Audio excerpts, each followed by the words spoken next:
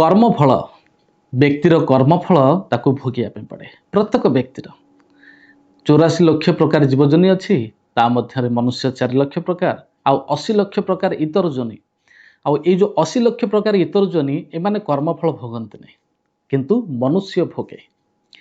तेणु मनुष्य ए कर्मफल किपरि मुक्त हम से विषय जिज्ञासा करिया उचित। ता मन भितर प्रश्न आसिया उचित जे मु जो जीवन सारा ज्ञात अवस्था बा अज्ञात अवस्था जदि मु कौनसी सब पापकर्म कर से मु किपरि मुक्त हेबे आ ये जो कर्म बंधन मु किपरि मुक्ति लाभ करी।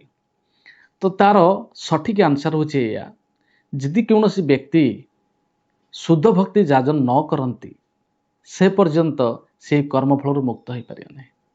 जने शुद्ध भक्ति जाजन करुवा व्यक्ति ही ये समस्त प्रकार कर्मफल से मुक्त हो पार। से भक्ति जाजन करने उचित और निजको प्रत्येक दिन डेभलप करने उचित।